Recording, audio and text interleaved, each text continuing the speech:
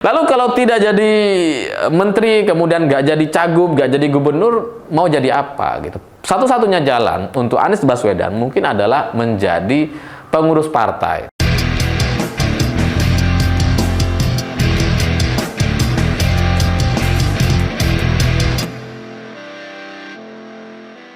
Selamat malam semuanya. Kemarin ada satu berita yang cukup mengejutkan karena Partai Nasdem resmi menyatakan bergabung bersama koalisi pemerintahan Prabowo dan Gibran.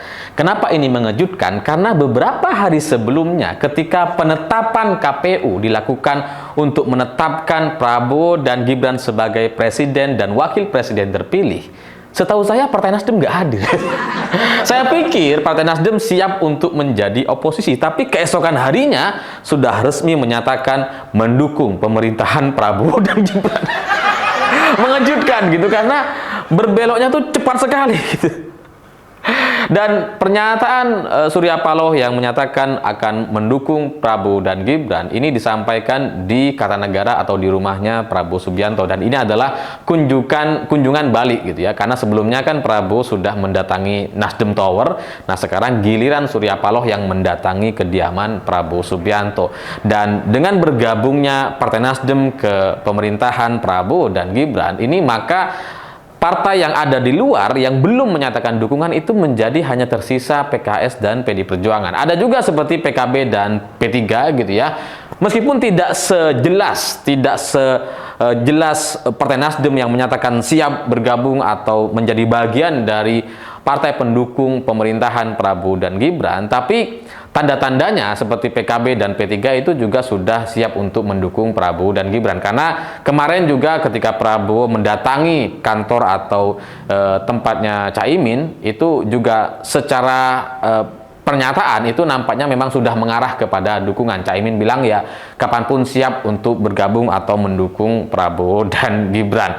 P3 juga kurang lebih sama. Cuma Nasdem aja gitu yang dalam bahasnya itu sangat jelas sekali gitu ya.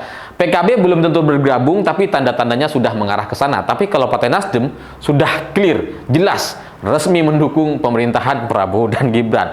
Ya, sebagai rakyat, sebagai warga biasa, saya berharap semoga tetap ada partai yang di luar pemerintahan. Karena kalau semuanya bergabung, ini pemerintahan jadi nggak ada kontrol gitu ya. Kita jadi sendirian, kita jadi ditinggalkan oleh partai-partai itu gitu. Karena yang namanya pemerintahan tanpa partai oposisi itu nantinya akan tidak bisa dikontrol atau dimonitor gitu. Karena jangankan tanpa oposisi gitu ya, partai oposisinya lemah saja seperti periode Pak Jokowi 2019 sampai 2024 ini, yang tersisa hanya PKS dan Demokrat yang sangat lemah sekali, yang manuver-manuver politiknya atau kontrol mereka itu sangat tidak baik gitu ya. Itu membuat pemerintahan di era Pak Jokowi itu jadi kurang koreksi. Makanya ada banyak sekali kejanggalan-kejanggalan dan masalah-masalah yang seharusnya itu bisa dikritisi oleh elit politisi kita. Sehingga hari ini tersisa PKS dan PD Perjuangan, ya semoga salah satunya tetap berada di luar pemerintahan.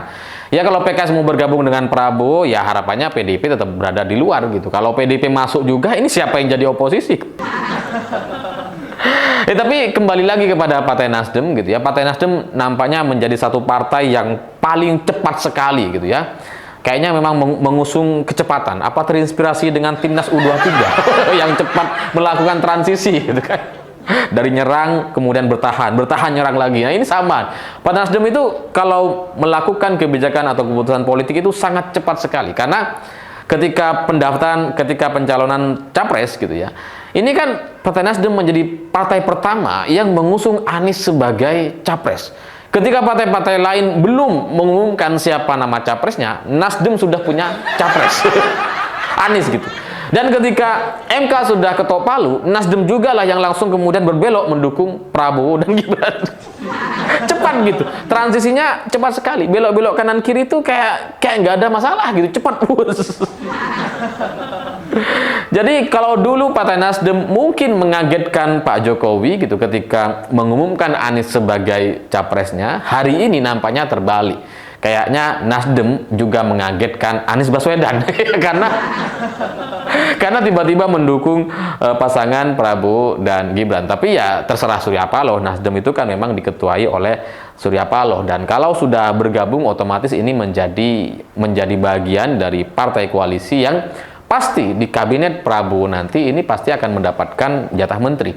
Karena ya nggak mungkin gitu partai bergabung nggak ada jatah menterinya, pasti akan ada jatah menterinya, karena Partai Nasdem ini adalah partai yang lolos ke Senayan ya cukup besar gitu ya, dan bukan partai yang kecil-kecil seperti PSI, PBB dan sebagainya. Kalau partai PSI, PBB dan sebagainya, Garuda gitu ya, yang tidak lolos ke Senayan, mereka tidak punya kekuatan untuk kemudian memaksakan kader mereka atau ketua partai mereka untuk menjadi menteri. Mereka nggak kuat gitu, karena emang nggak punya suara di DPR. Tapi kalau Partai Nasdem, ini ya hampir pasti dapat jatah menteri. Nah, kalau nanti kemudian Nasdem masuk ke dalam koalisi menjadi bagian dari kabinet Prabowo gitu ya, pertanyaannya Anies bagaimana? Ya karena bagaimanapun suara Anies itu perlu diperhitungkan juga gitu. Di Pilpres 2024 ini kan cukup banyak juga para pemilih Anies. Sehingga pertanyaannya Anies ini kemana gitu. Kalau nanti Nasdem masuk ke dalam kabinet Prabowo, mungkinkah Anies menjadi menteri? Rasanya nggak mungkin gitu. Karena dari sisi Prabowo pribadi, kalau ini memang ditentukan nanti kabinetnya itu murni ditentukan oleh Prabowo, nah, rasanya susah sekali gitu. Karena Prabowo itu kan berkali-kali nampak tidak bisa terima dengan pernyataan atau penilaian Anies terkait kinerjanya di Kemenhan yang 11 dari 100. Ya karena ini ucapan yang berkali-kali disampaikan gitu. Setelah debat, 2 bulan setelah debat, Prabowo masih membahas hal yang sama.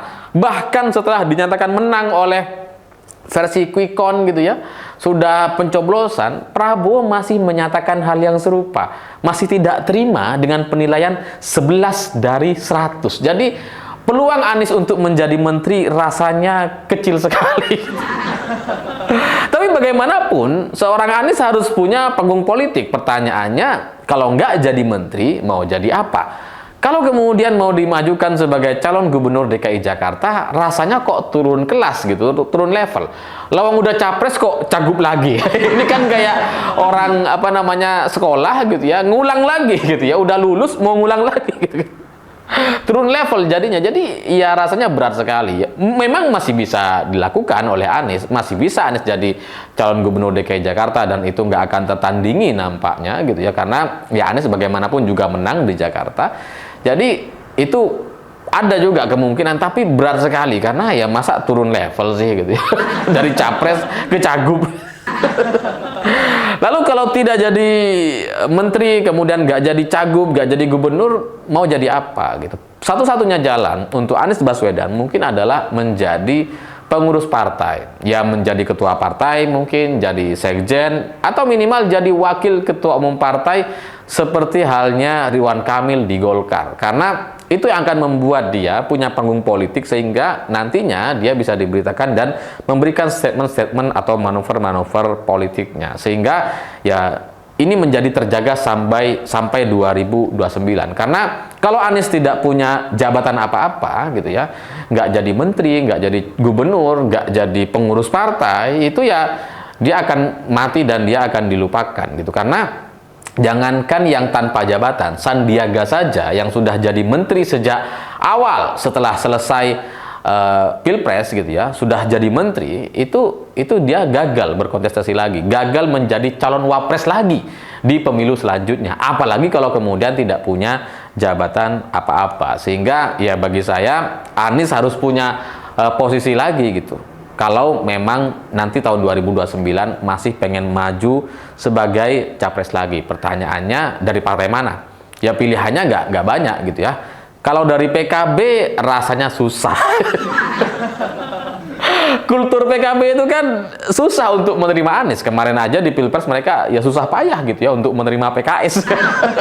Ini kan dua kutub yang memang berbeda sejauh ini gitu ya. Jadi susah rasanya kalau ke PKB, sehingga pilihannya ya hanya Nasdem atau PKS, karena dua partai inilah yang selama beberapa bulan terakhir kan intens berinteraksi dengan Anies Baswedan. Sehingga ya pilihannya hanya Nasdem atau PKS.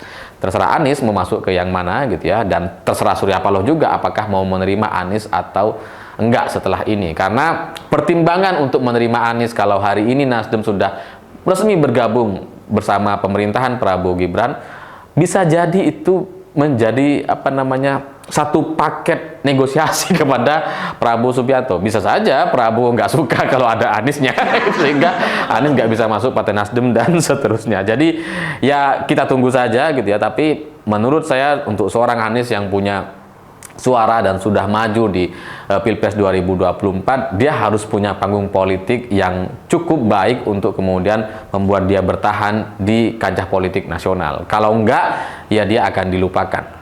Atau emang perlu kita lupakan aja? Nggak tahu lah. Ya, tapi sebagai politisi rasanya Anies harus punya kendaraan politik, dan partai-partai harus juga memanfaatkan, dan rasanya semua partai rasanya mau untuk memanfaatkan Anies sebagai pengurus di partainya, entah itu sebagai sekjen atau sebatas wakil ketua umum seperti yang dijabat oleh Ridwan Kamil di Partai Golkar. Ya kalau ke partai lain mungkin agak susah, ke PAN misalkan, Golkar, wah susah lah, itu sudah matang di sana gitu ya, sehingga ya cuma PKS atau Partai Nasdem. Tapi kalau mau jadi ketua umum partai itu akan lebih baik lagi gitu ya, misalkan Anies ketua umum PKS, terus jadi oposisi, wah itu keren sekali. Tapi ya kayaknya PKS juga kayak nggak ikhlas kayaknya kalau sampai Anies yang jadi ketua. Karena kalau Anies yang jadi ketua PKS ini bisa nggak tergantikan. Anies bisa sulit sekali untuk digoyang atau digantikan sebagai ketua umum partai. Bisa jadi anaknya juga nanti malah menguasai PKS. Saya pikir itu. Terima kasih sudah menonton. Begitulah kura-kura.